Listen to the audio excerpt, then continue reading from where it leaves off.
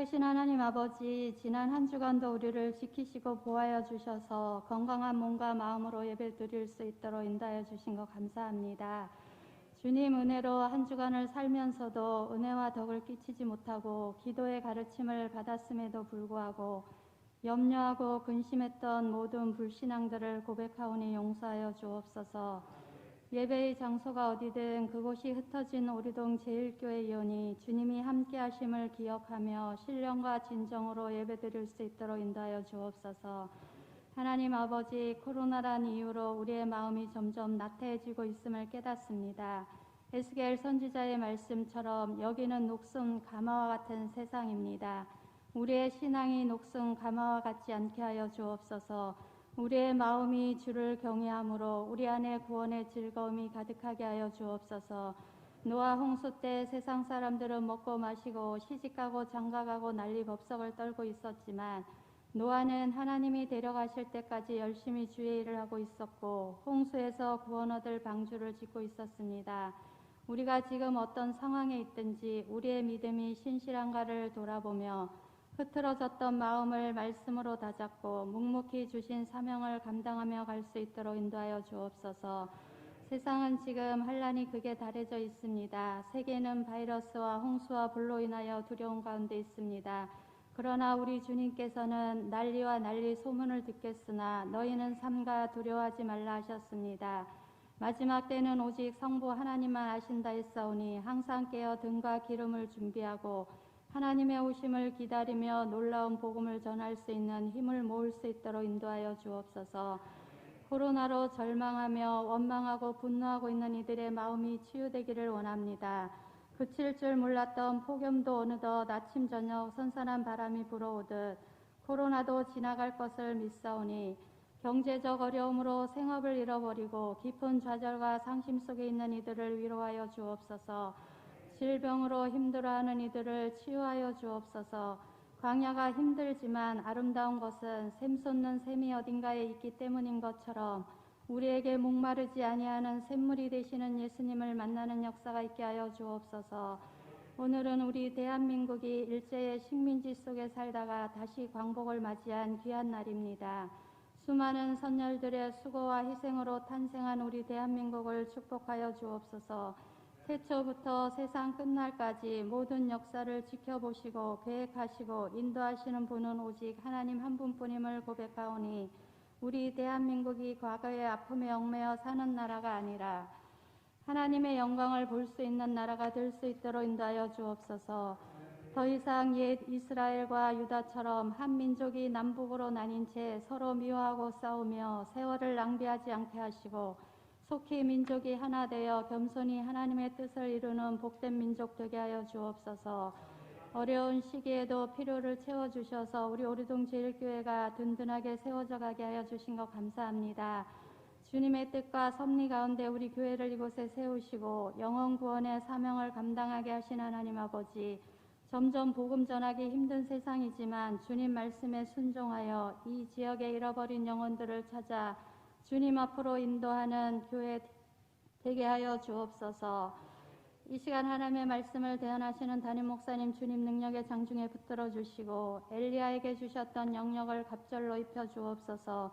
어려운 때 눈물의 기도로 맡겨주신 양무리들을 이끌고 가실 때 주께서 지팡이와 막대기가 되어 주셔서 선한 길로 인도하여 주옵소서. 선포되는 말씀에 기름 부으셔서 우리 모두가 예수 그리스도의 이름으로 치유되고 회복되는 복된 시간 되게 하여 주옵소서. 예배를 방해하는 악한 세력들은 예수 그리스도 이름으로 결박시켜 주시고 예배를 위해 헌신하는 손길들을 축복하여 주옵소서. 모든 예배 주님 홀로 영광 받아 주시길 원하옵고 예수 그리스도의 이름으로 기도드립니다.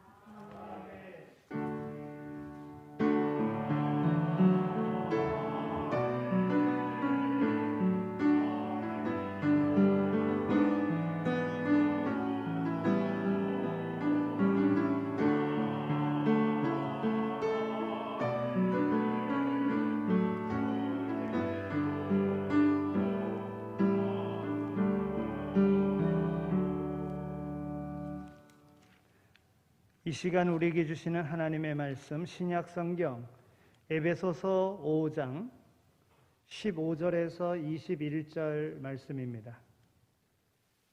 에베소서 5장 15절에서 21절의 말씀 이제 봉독해 드리겠습니다. 그런즉 너희가 어떻게 행할지를 자세히 주의하여 지혜 없는 자 같이 하지 말고 오직 지혜 있는 자 같이 하여 세월을 아끼라. 때가 악하니라. 그러므로 어리석은 자가 되지 말고 오직 주의 뜻이 무엇인가 이해하라. 술 취하지 말라. 이는 방탕한 것이니 오직 성령으로 충만함을 받으라. 시와 찬미와 신령한 노래들로 서로 화답하며 너희의 마음으로 주께 노래하며 찬송하며 범사에 우리 주 예수 그리스도의 이름으로 항상 아버지 하나님께 감사하며 그리스도를 경외함으로 피차 복종하라. 아멘. 이는 하나님의 말씀입니다. 오늘은 대한민국 독립 76주년 되는 해입니다. 오늘 광복절 감사 예배로 우리 하나님 앞에 감사한 마음으로 예배 드릴 수 있게 되어서 얼마나 감사한지요. 한번 이런 생각을 해봤습니다. 우리나라가 정말 이 독립됐다고 하는 이 광복의 이 기쁨이 70주년 맞이하면서 정말 성대하게 치러졌었던 것 같고요. 물론 70이라는 의미가 있기는 있습니다만은 그 이후로 이 광복절을 제대로 행했는가 하는 걸 보면 그리 못했던 것 같습니다. 어찌 보면 이젠 애국가 4절까지 부른 거를 뭐라고 그럴 정도로 애국가도 마음대로 부르지 못하게끔 어찌 보면 그런 것도 있고요. 태국기도 마음대로 달지 못하는 이러한 것도 있고요. 암암리에 이런 모습들이 있습니다. 그럼 우리가 잊어서는 안 되는 것은 이 광복은 하나님께서 우리에게 허락하신 복입니다. 그런 거로 이 날을 잊어서는 안 됩니다. 하나님께서 이 땅에 우리 힘으로 독립된 것 아니지 않습니까? 물론 이름도 없이 빛도 없이 독립을 위해서 애썼던 이들이 있어서 독립된 거는 맞습니다만은 그러나 우리 자력의 힘으로가 아니라 하나님의 은혜로 일본이 항복하고 이 나라가 독립된 데에는 하나님의 섭리가 있음을 우리는 기억하게 됩니다. 이 땅에 독립을 허락하신 이유가 무엇인가를 우리는 기억하면서 자유민주주의를 우리가 잘 지켜가야 될 줄로 그렇게 믿습니다. 아무쪼록 이 독립의 이 은혜를, 이 감사를 마음에 품고 우리 후대에게 더욱더 아름다운 나라로 그 유산을 남겨줄 수 있는 이런 삶으로 나가는 우리 그리스도인들이 다 되시기를 소망합니다. 우리가 살아가는 이 인생은 오직 한 번뿐인 인생입니다. 어느 누구도 두 번 사는 사람이 없습니다. 그러므로 오직 한 번뿐인 이 인생을 우리가 어떻게 살아야 하는가 하는 것은 정말 중요한 문제가 아닐 수가 없습니다. 오늘 이 본문의 말씀 에베소 교회에 문제가 있었지요. 그래서 그 문제를 해결하려고 바울이 에베소 교회에 편지를 보낸 그 내용입니다. 에베소 교회의 큰 문제는 이방인들과 유대인들 사이의 그런 갈등의 문제였던 것입니다. 그리스도의 몸인 교회를 잘 세워가도록 하나된 모습으로 세워가도록 그렇게 권면하는 그런 내용의 말씀이고 오늘 이 시대에 우리에게도 주는 그런 말씀이다 이렇게 믿습니다. 바울 사도의 서신을 보면 그 서신의 그 형식이 공통적으로 가지고 있는 그러한 공통점이 있습니다. 서론 부분에 보면은 우리가 무엇을 믿느냐 그 믿음의 내용을 전하고 그 후반부에 가서는 그 믿음을 가지고 어떻게 살아야 하느냐 이런 형식으로 바울의 서신이 되어져 있는 것을 봅니다. 그렇다고 하면 오늘 말씀은 이미 우리가 어떻게 믿느냐, 무엇을 믿느냐에 대한 것은 이제 알고 있고 어떻게 살아야 하느냐 하는 문제를 교훈해주고 있다고 하는 겁니다. 그러면 우리가 어떻게 살아야 합니까? 오늘 본문 말씀은 우리의 삶 가운데 바른 삶은 지혜를 가지고 살아야 된다 하는 것입니다. 바로 이 지혜. 사실 우리가 살아가는 데 있어서 아주 중요한 것이지요. 성경은 이 지혜에 대해서 두 가지로 우리에게 말씀해 줍니다. 하나는 위로부터 오는 지혜, 즉 하나님이 주시는 지혜이고, 그리고 땅으로부터 오는 지혜가 있는데 이것은 사람들이 땅에서 만들어내는 지혜를 말합니다. 그런데 성경은 하나님께서 주시는 것을 지혜라고 말하고 인간들이 생각하는 이 지혜는 지혜라고 하지 않습니다. 이것은 재주다 이렇게 말하는 것이 맞습니다. 오늘 15절에 있는 말씀을 보면 어리석은 자가 되지 말고 지혜로운 자가 되라 이렇게 말씀합니다. 그리고 이 지혜에 대해서 가장 기본적으로 지혜가 무엇이냐 하면 그것은 바로 시간을 관리하는 것이다 이렇게 말해주고 있습니다. 오직 지혜 있는 자 같이 하여 세월을 아끼라 때가 악하니라 이렇게 말씀하고 있습니다. 여러분 모세의 시편인 시편 90편 12절에 있는 말씀을 보면은 우리에게 우리 날 계수함을 가르치사 지혜로운 마음을 얻게 하소서 그랬습니다. 여러분 가장 어리석은 사람이 누구입니까? 바로 자기의 날수를 모르는 사람이 어리석은 사람입니다. 사실 오늘 우리 주위에는 이 날수를 잘 몰라서 어떻게 살아야 되는지를 몰라서 그래서 지나고 난 다음에 후회하는 사람들을 많이 봅니다. 사업 실패하고 나서는 그때가 기회였었는데 그때 이렇게 했었어야 되는데 하고 생각하는 사람이 있어요. 중병에 걸려서는 그때 내가 왜 이 병에 걸렸는지 그때 이렇게 했었어야 되는데 하고 후회하는 사람이 있어요. 지혜 없이 행하였기 때문에 그런 것입니다. 한때 베스트셀러가 되었던 책 중에 다 쓰고 죽어라 이런 책이 있습니다. 다 쓰고 죽어라. 여러분 사실 생각해 보면 옳은 말입니다.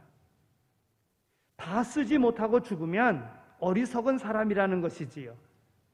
여러분 오늘이라도 죽었다고 할 때에 그 남겨놓은 재산이 있다고 하면 누가 가질지도 모르는 그 재산 여러분 어찌 되겠습니까? 오늘 우리가 우리의 날 계수함을 가르쳐 주세요. 내 나이를 알게 해주세요 라고 하는 이 말씀은 내 나이에 걸맞게 살게 해주세요. 나이값 하며 살게 해주세요. 이런 말인 거예요. 하나님께서 내게 주신 것들이 있습니다. 시간이 있어요. 재물이 있어요. 수고하여 얻어놓은 것들이 있어요. 이런 것들을 다 쓸 수 있어야 된다고 하는 겁니다. 나중에 미움으로 못 쓰는 것이 아니라 내게 주신 모든 것을 다 쓰고 갈 수 있어야 된다는 것이지요. 여러분 시간이라고 했을 때 이 시간은 다양한 면을 가지고 있습니다. 시간 누구에게나 동일하게 주어져 있는 시간이지요. 그런데 이 시간을 어떻게 쓰느냐? 이 시간이 세 가지로 생각한다면 첫째는 육체적인 시간이 있어요. 우리는 누구나 다 동일하게 늙어갑니다. 그리고 이 주어진 시간 앞에 언젠가는 우리는 죽게 됩니다. 이것을 육체적인 시간이라고 이야기해요. 동일하게 누구에게나 다 있는 시간. 그런데 이 시간은 다르게 또 생각을 하면 심리적인, 정신적인 그런 시간이 있습니다. 사랑하는 사람과 있으면은요, 그 시간이 어떻게 흘러가는지 모릅니다. 긴 시간이 있었는데도 굉장히 짧게 느껴집니다. 그러나 어떤 사람과 같이 있으면 왜 시간이 더디게 가는지 모릅니다. 지겹습니다. 지루합니다. 아니, 두렵습니다. 어떨 때는 무섭기까지 합니다. 같은 시간이라도 힘들게 일하면 길고 아픈 시간은 길고 반면에 행복한 시간은 짧게 느껴지는 거예요. 하룻밤이 단 한순간처럼 느껴지기도 하고 불과 3분이 30분 같이 느껴지는 그런 시간도 있다는 거예요. 이것은 시계로 계산할 수 있는 것이 아닙니다. 이것을 심리적 시간이다 이렇게 말합니다. 여러분 옆에 그 도둑놈하고 같이 있다고 생각해 보세요. 언제 내 것 훔쳐갈지 모르는 이러한 염려 속에 있다고 하면 그 시간은 굉장히 긴 시간입니다. 내 옆에 깡패가 있다고 생각해 보십시오. 언제 화를 내고 나에게 공격할지도 모른다는 생각을 한다고 하면 그 시간은 긴 시간이 되어지는 것입니다. 오늘 하나님께서 성경을 통하여 우리에게 주시는 말씀이 있습니다. 하나님이 우리에게 주시는 시간은 영원한 시간이라고 하는 거예요. 성경은 말합니다. 1000년이 하루 같고 하루가 1000년 같다고 말입니다. 이처럼 그리스도 안에서 중생했을 때에 얻어지는 시간의 개념은 영생의 시간이라고 하는 겁니다. 여러분 오늘을 살아가지만은 오늘을 살아가는 그리스도인들은 내 생은 영원한 생이다. 영원한 생명으로 이 세상을 떠나도 영원한 하나님의 나라로 우리의 삶이 연결되어진다 이렇게 생각을 하면 현재 당하는 고난은 고난이 아니라고 하는 것입니다. 하나님이 주시는 영원한 시간으로 내가 살아가고 있음을 아는 것, 이게 지혜입니다. 그리고 하나님의 영원한 그런 상급을 소망하며 살아가는 이것이 바로 우리의 지혜의 삶이라고 하는 것입니다. 여러분, 누가 지혜로운 사람이고 누가 어리석은 사람입니까? 어떤 사람이 지혜로운 사람입니까? 오늘 본문이 말하고 있을 때에 때가 가까운 줄 아는 사람이 지혜로운 사람입니다. 여러분, 우리가 오늘을 살지만은 때가 가까웠어요. 어떤 때가요? 주님의 재림의 때가 가까웠어요. 그런 걸 오늘 우리에게 주어진 시간을 열심을 다합니다. 최선을 다합니다. 그렇게 살아가는 사람이 바로 지혜로운 사람이라는 거예요. 쇼펜하우어라고 하는 철학자가요, 이런 말을 했습니다. 평범한 사람은 시간을 소비하고 재능 있는 사람은 시간을 이용한다 그랬습니다. 여러분, 지금이 어떤 때입니까? 성경은 우리에게 엄중하게 경고하고 있습니다. 주의 때가 가까웠다고 말합니다. 그리고 그 때가 가까울 때에 징조들이 나타나는데 여러 가지 징조들이 지금 오늘 우리들 가운데에 뚜렷하게 나타나고 있습니다. 그런 거로 주님의 때가 가까웠음을, 주님의 재림이 가까웠음을 알고 오늘의 최선을 다하는 것, 이것이 바로 지혜로운 이의 삶이라고 하는 것입니다. 주님의 이 재림의 때가 분명히 가까웠음을 알고 사는 지혜, 이것이 오늘 우리 모두에게 다 있어지기를 소망합니다. 여러분, 재림의 때 그랬을 때에 신학적인 용어로 인테림이라고 하는 이 단어를 쓰는데요, 이 단어의 뜻은 중간 기간, 이런 뜻입니다. 예수님께서 부활 승천하신 다음에 재림하시기까지의 그 기간을 말하는 것입니다. 여러분, 이 기간에 무엇을 해야 됩니까? 이 기간은 구원의 기간이요, 전도의 기간이요, 오늘 우리에게 주어진 시간이라고 하는 것입니다. 주님 다시 오실 때에 주님께서 우리에게 말씀하신 바와 같이 너희는 땅 끝까지 이르러 내 증인이 되라고 말씀하셨지 않습니까? 때를 어떤지 못 어떤지 간에 증인된 삶을 살아야 되는 것입니다. 어리석은 사람은요, 상황을 탓합니다. 환경을 탓합니다. 여러 가지를 탓합니다. 그러나 지혜로운 사람은 주님께서 내게 주신 시간을 알고 그 시간을 극복해 나가는 거예요. 그 시간을 이겨나가는 거예요. 그 시간을 잘 이용하는 것입니다.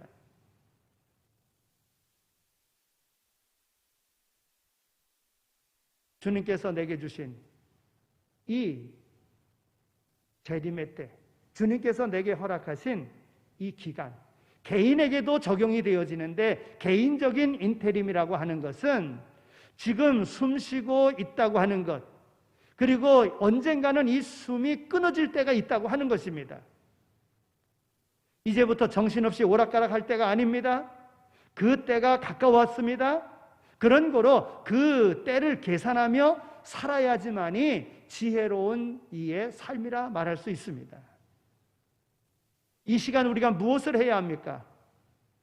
그 안에 최선의 시간으로 우리는 살아가야 됩니다. 그런데 어떤 사람은 이 시간이 항상 있는 줄로 압니다. 계속 주어지는지를 알지 못합니다.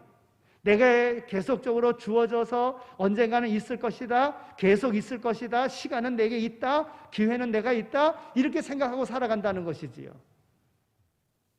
그래서 시간을 낭비합니다. 이건 어리석은 사람이에요.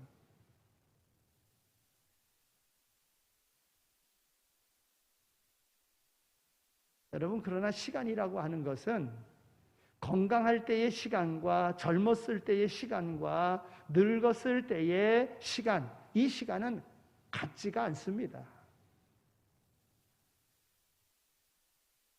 이것을 구별하여 낭비하지 말아야 됩니다. 이것이 지혜로운 사람이요 참되게 살아가는 사람인 것입니다. 그래서 오늘 본문은요, 지혜로운 사람은 주의 뜻을 이해하는 사람이라고 말합니다. 오늘 17절에 있는 말씀을 보면 17절 말씀을 함께 읽을까요? 17절 말씀 함께 읽겠습니다. 시작. 어리석은 자가 되지 말고 오직 주의 뜻이 무엇인가 이해하라. 아멘.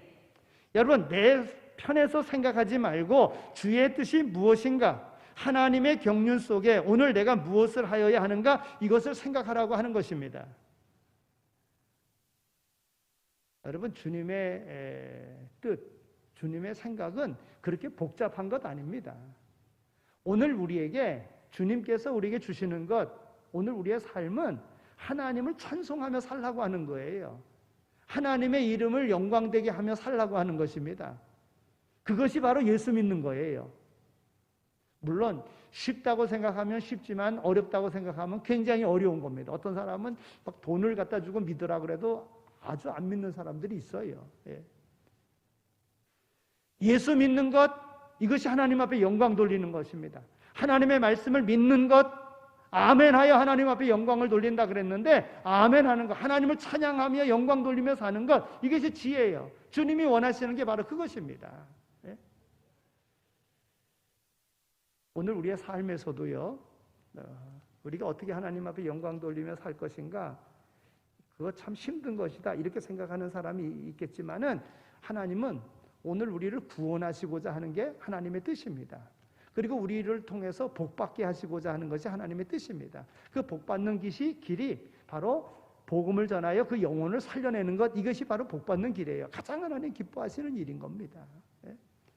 그 주의 뜻을 분별하여 행할 수 있는 것, 그 주의 뜻이 내가 구원받았으니까, 내가 새 생명 얻었으니까 새 생명 없는 사람에게 새 생명을 주는 것, 이것이 귀한 것이다.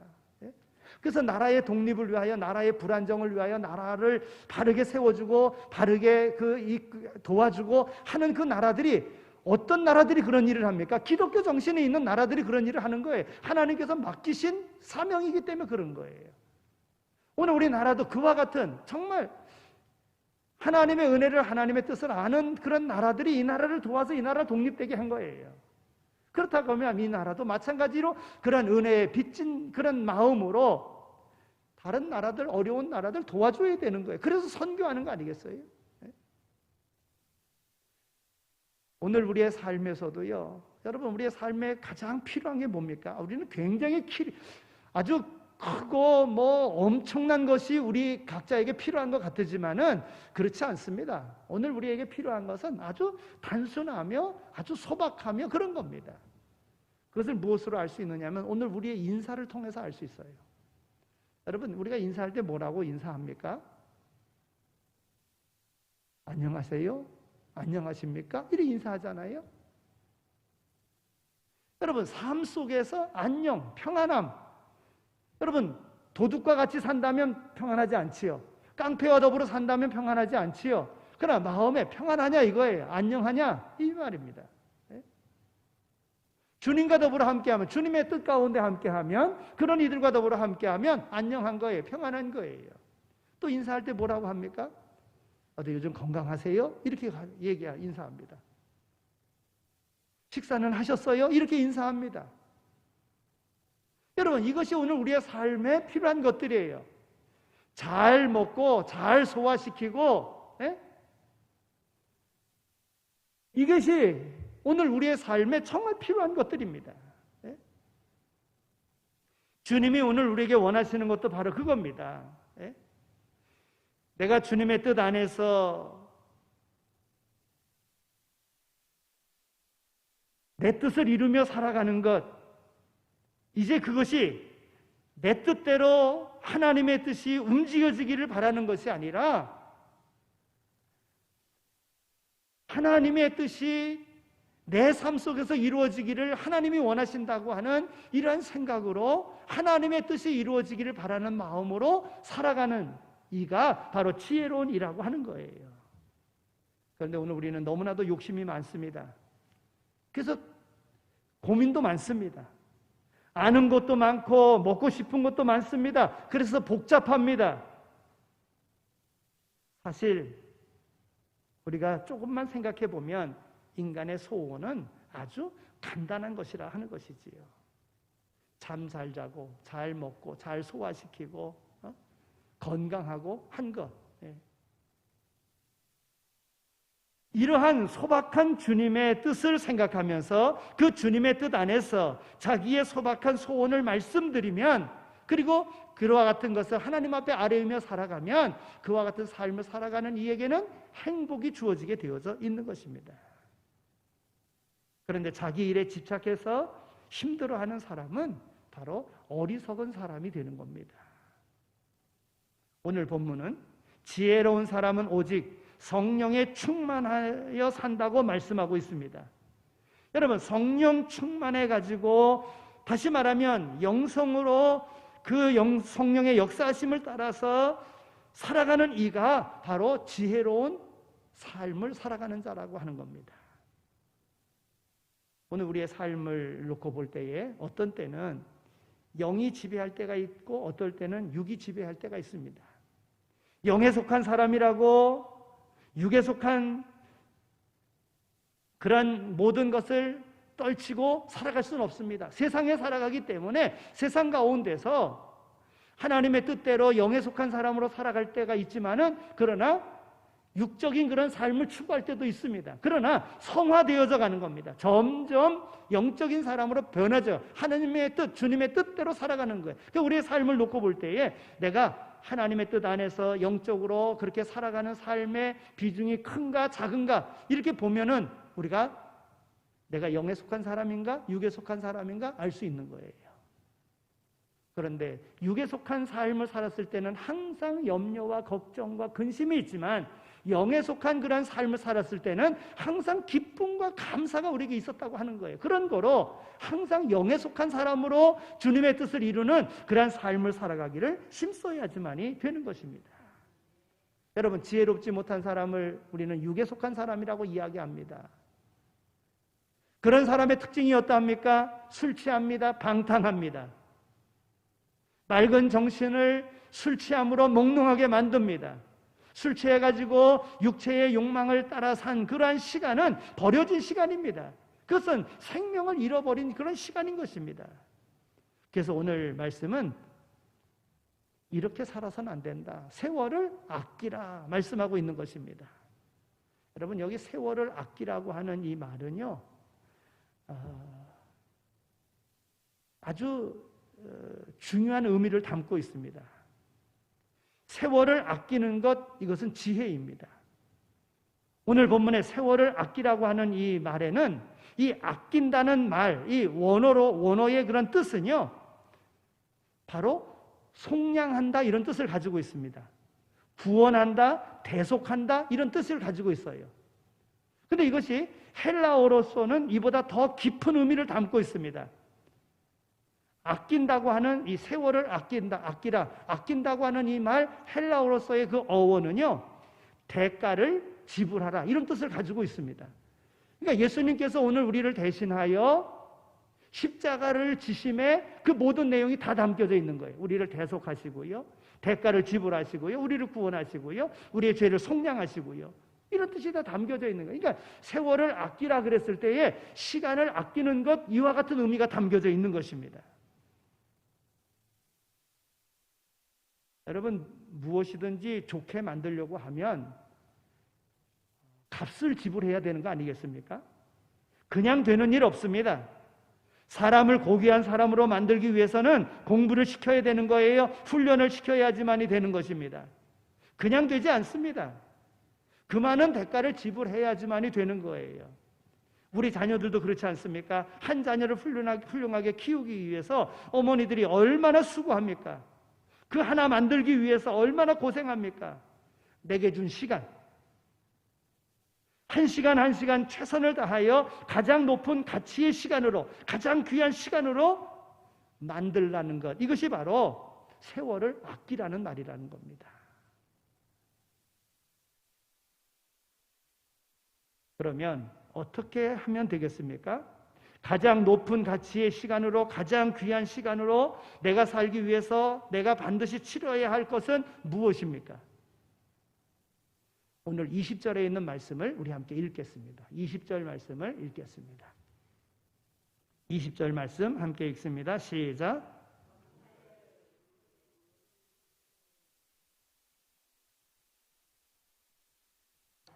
아멘. 범사에 항상 감사하라고 하는 것입니다. 왜 그렇습니까?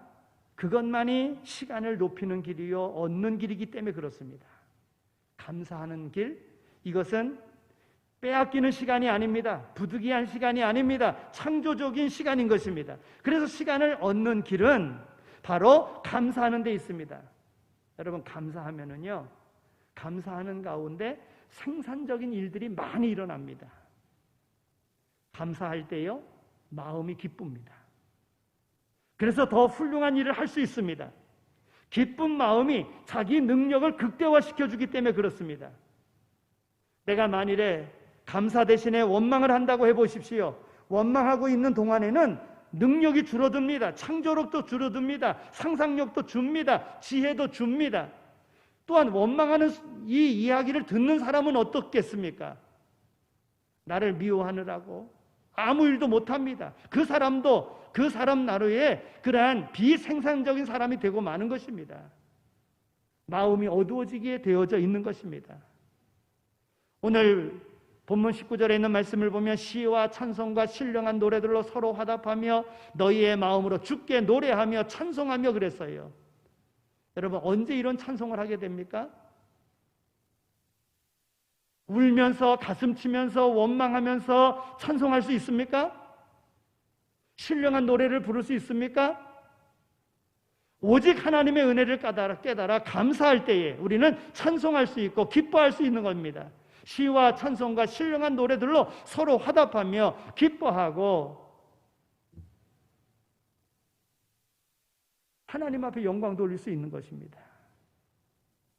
오늘 말씀은 우리가 인생의 성공적인 그런 삶을 살기 위해서 참으로 아름답고 보람된 생을 살기 위해서 우리가 마땅히 해야 할 일을 가르쳐주고 있는 것입니다.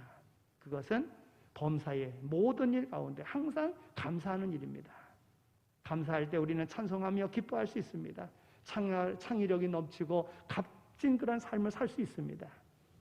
그래서 빌립보서 4장 6절에서 7절에 있는 말씀을 보면 아무것도 염려하지 말고 다만 모든 일에 기도와 간구로 너희 구할 것을 감사함으로 하나님 앞에 아뢰라.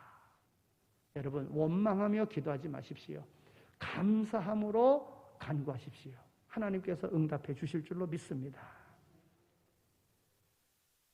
또 골로새서 2장 6절에 있는 말씀도 보면은 그러므로 너희가 그리스도 예수를 주로 받았으니 그 안에서 행하되 그 안에 뿌리를 박으며 세움을 받아 교훈을 받은 대로 믿음에 굳게 서서 감사함을 넘치게 하라 그랬어요. 감사함을 넘치게 하라. 지난 삶은 후회해도 바꿀 수 없습니다.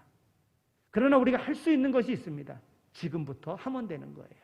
여러분, 이제는 모든 일을 어떤 일을 하든지 행하든지 감사함으로 하시기 바랍니다. 하나님께서 주신 은혜에 대한 감사, 내게 귀한 일 맡겨주셨음에 대한 감사, 어려운 일이라고 할지라도 이 일을 통해서 하나님이 주시는 그 은혜를 소망하며 감사하며 하시기 바랍니다. 그러면 하나님께서 넘치는 우리에게 지혜를 주시고 더 놀라운 일을 감당할 수 있는 자리로 우리를 인도해 주실 줄로 믿습니다. 감사의 주인공으로 승리하는 삶을 살아가는 모두가 다 되시기를 축원합니다. 하나님 감사합니다. 저희들이 이와 같이 불러주셔서 하나님 앞에 예배드리게 하여 주시니 감사합니다. 이 땅에 해방을 시켜주시고 또한 이 땅에 소망을 주셔서 오늘 우리의 삶으로 함께하는 모든 이들에게 유익 주는 삶의 주인공으로 우리를 불러주신 것 정말 감사합니다. 우리 주변에 안 믿는 사람들이 많이 있습니다. 우리의 감사의 삶을 통해서 주변의 절망 가운데 있는 이들에게 소망 주며 그 영혼을 구원하는 이러한 삶을 살아가는 우리 모두 다 되게 하여 주옵소서. 달아오기는 한 마음과 한 뜻으로 하나님의 뜻을 이루기 위하여 한 공동체로 불러주신 오르동 제1교회를 통하여 우리가 합심하여 하나님의 선하신 뜻을 이루어 나갈 수 있는 저희 교회가 되어지게 하여 주옵소서. 감사합니다. 예수 그리스도의 이름으로 기도드립니다. 아멘. 이제는 우리 주 예수 그리스도의 은혜와 하나님 아버지의 극진하신 사랑하심과 성령님의 위로하시고 교통하심이 부르심을 알고 사명을 알고 맡겨진 사명 잘 감당할 것을 마음에 다짐하며 세상으로 나가는 이 자리에 참여한 모든 이들 가운데 이 대한민국 위에 이제로 영원히 함께 하시길 간절히 축원하옵나이다. 아멘.